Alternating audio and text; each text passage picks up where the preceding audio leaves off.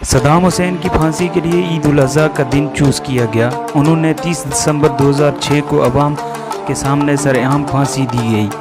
جب Saddam Hussein کو تخت دار پر لایا گیا تو وہ درود شریف پڑھ رہے تھے۔ انہوں نے ایک بار کلمہ شہادت بھی پڑھا، اشہد ان لا الہ الا اللہ و اشہد ان محمد حبیب و رسول اللہ ہی کہہ پایا تھا کہ اس کے پیروں کے نیچے سے تختہ کھینچ دیا گیا۔ آج دہائیوں تک حکمرانی کرنے والے کا خاتمہ ہوا۔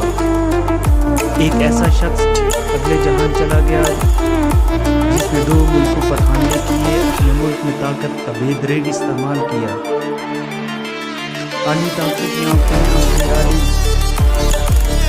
لیکن سازش کا خود شکار ہو گیا۔ اس کی پھانسی پر اپنے ہی لوگ جشن بنانے لگے۔ اس کے جانے کے بعد اب تک ملک سنبھل نہیں پایا۔ بے امنی اس ملک کا مقدر بن چکی ہے۔ یہ کہانی ہے صدام حسین کی، جو عراق کا صدر تھا، جس نے 24 برس تیل کی دولت سے مالا مال ملک پر حکمرانی کی۔ عراق میں اس کو کوئی چیلنج نہیں کر سکتا تھا، ہر چیز پر اس کا کنٹرول تھا۔ مخالفین اس کے نام سے بھی ڈرتے تھے۔ 28 اپریل 1937 کو عراق کے ایک چھوٹے سے گاؤں میں پیدا ہوا۔ صدام کی پیدائش سے پہلے ہی اس کے بھائی اور والد کا کینسر سے انتقال ہو چکا تھا۔ صدام کی پیدائش کے بعد اس کی ماں نے دوسری شادی کر لی۔ اب اس کا سوتیلا باپ اس کو تشدد کا نشانہ بناتا رہا۔ صدام گھر سے بھاگا اور 10 سال کی عمر میں بغداد میں اپنے چچا کے پاس رہنے لگا۔ چچا کی زیر کفالت آیا، اس نے تعلیم حاصل کی اور بعد میں سیاست کا متحرک ہو گیا۔ صدام 20 برس کا ہوا تو اس نے پڑھائی چھوڑ کر انقلابی بیت پارٹی جوائن کر لی۔ یہ چھوٹی سی پارٹی تھی، اتنی چھوٹی پارٹی کہ اس کے اراکین کی تعداد صرف 300 تھی۔ صدام کی اس پارٹی کو جوائن کرنے کے 1 سال بعد کی بادشاہت کا خاتمہ ہو گیا۔ صدام حسین نے ارادہ بنایا کہ صدر کو قتل کر دیا جائے۔ اس نے اپنے ہی ساتھیوں سے مل کر صدر پر قاتلانہ حملہ کیا، لیکن وہ بچ گیا۔ صدام حسین پکڑے جانے کے ڈر سے ملک سے فرار ہو گیا۔ جب صدام حسین کی پارٹی کی حکومت آئی تو وہ واپس آئی۔ ابھی حکومت بنے 3 ہی دن ہوئے تھے کہ صدام حسین نے وہ قدم اٹھایا کہ جو آج بھی موضوع بحث رہتا ہے۔ کہا جاتا ہے کہ شہزاد النیب اس وقت وزیر اعظم تھے۔ صدام حسین کو خطرہ تھا کہ وہ بغاوت میں کردار ادا کر سکتے ہیں۔ صدام حسین نے جلاوطنی کے دوران ہی ان کو کسی دوسرے ملک میں قتل کروا دیا۔ اب صدام حسین عراق کا کہ وہ دوسرے طاقتور ترین شخص بن چکے تھے۔ صدر ایک بوڑھا آدمی تھا، لیکن پردے کے پیچھے صدام حسین سب معاملات چلا رہے تھے۔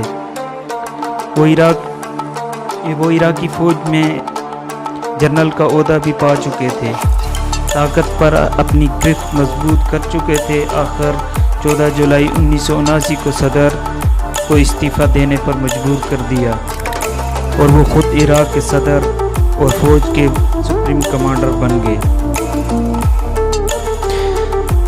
صدر بنتے ہی صدام حسین نے پارٹی سے غداروں کا صفایا کرنا شروع کر دیا۔ 16 جولائی کو صدر بننے کے ٹھیک 6 دن بعد 22 جولائی کو انہوں نے بعض پارٹی رہنماؤں کا اجلاس بلایا۔ اس اجلاس میں پارٹی کے ساتھ گیم کرنے والے 68 رہنماؤں کے نام پڑھ کر سنائے گئے۔ ان تمام 68 اراکین کو بے وفا اور غداری کا لیبل لگا کر کمرے سے نکال دیا گیا اور جیسے ہی کمرے سے نکلے ان کو حراست میں لے لیا گیا۔ بعد میں ان کو سزائے موت سنائی گئی، لیکن سزائے موت سے پہلے ہی فائرنگ اسکاؤٹ کے ذریعے ان کو قتل کروا دیا گیا۔ ادھر صدام حسین اقتدار میں آئے، ادھر امام خمینی اپنی حکومت قائم کر چکے تھے۔ دونوں کی پرانی مخالفت تھی۔ 1980 میں صدام نے ایران پر حملہ کر دیا۔ یہ جنگ 8 سال تک جاری رہی۔ دونوں فریقوں کو اپنا مقصد حاصل نہیں ہوا، لیکن دونوں جانب سے 10 لاکھ افراد اپنی جانیں گنوا بیٹھے۔ ایران سے جنگ ختم ہوتے ہی صدام حسین نے کویت سے پنگا لینا شروع کر دیا۔ پہلے اس نے کویت سے مطالبہ کیا کہ وہ عراق کا قرضہ معاف کرے۔ کویت نے انکار کیا تو صدام حسین نے تیل کی قیمتوں میں اضافے کا مطالبہ کر دیا۔ یہ کویت نے اس سے بھی انکار کر دیا تو آخرکار 1990 میں صدام حسین نے کویت پر حملہ کر دیا۔ اس چھوٹے سے ملک پر حملہ کر دیا۔ عالمی فورسز اور عالمی توانائیاں صدام حسین کی تمام سازشوں کو دیکھ رہی تھی، جن کی وجہ سے عالمی اتحادی فوج نے عراق کی فورسز کے خلاف آپریشن لانچ کیا۔ یہ دوسری عالمی جنگ کے بعد بننے والا پہلا بڑا فوجی اثرات تھا۔ امریکی کمان میں ہی اس اتحادی فوج نے عراق کی فوج کا تہس نہس کر دیا۔ اس جنگ کے بعد صدام حسین نے کسی ملک کے خلاف جنگ کا نہیں سوچا۔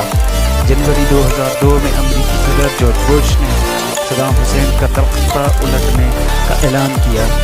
صدر بش نے الزام لگایا کہ عراق کے پاس وسیع پیمانے پر تباہی پھیلانے والے ہتھیار موجود ہیں۔ اقوام متحدہ کی انسپیکشن ہتھیار نہ ملنے کے باوجود امریکہ نے مارچ 2003 میں عراق پر حملہ کر دیا۔ 3 دنوں میں ہی صدام حسین کی 24 سالہ حکمرانی بکھر گئی۔ اس کی فوج پارا پارا ہو گئی۔ اپریل تک امریکہ کا عراق پر مکمل قبضہ ہو چکا تھا۔ اب صدام حسین فرار ہو چکے تھے۔ اب امریکہ نے ان کے خلاف ایک آپریشن لانچ کیا جس کا نام ریڈ ڈاؤن کے نام سے لانچ کیا۔ سرچ آپریشن بڑھتا گیا، ٹیکنالوجی بڑھتی گئی اور آخرکار وہ دسمبر میں وہ صدام حسین کے پاس جا پہنچے۔ صدام حسین امریکی کو ایسی جگہ سے ملے جہاں کوئی سوچ بھی نہیں سکتا تھا۔ وہ اپنے پیدائشی گھر کے قریب ایک بنکر میں چھپے ہوئے تھے۔ صدام حسین کو تو توہین امیز انداز میں گرفتار کیا گیا۔ انہوں نے بنکر سے نکالا گیا تو ان کی داڑھی لمبی ہو چکی تھی، ان کے بال بڑے ہو چکے تھے۔ بتانے والے بتاتے ہیں کہ صدام حسین کی ماں تک غسل بھی نہیں کیا ہوا تھا۔ امریکہ نے صدام حسین کے خلاف 150 لوگوں کے قتل کا مقدمہ چلایا۔ ان کا ٹرائل نگران حکومت نے کیا جو امریکہ کی کٹ پتلی تھی۔ اب صدام حسین کے کیس عدالتوں میں چلنے لگا۔ عدالتوں نے 1982 کے قتل عام اور کئی مقدمات میں جرموار کہلایا اور پھانسی کی سزا سنا دی۔ صدام حسین نے اپنے خلاف لگے تمام الزامات مسترد کر دیے اور کہا کہ اصلی مجرم میں نہیں، امریکی صدر جارج بش ہے۔ پہلی پیشی پر جب عدالت نے صدام حسین کو کہا کہ وہ اپنا تعارف اپنی شناخت کروائیں، جس پر صدام حسین نے جج کو مخاطب کر کے کہا کہ تم ایک عراقی ہو اور تمہیں اچھی طرح پتہ ہے کہ میں کون ہوں۔ ٹرائل کے دوران صدام حسین نے اس بات پر ڈٹے رہے کہ وہ عراق کے ابھی بھی آئینی صدر ہیں۔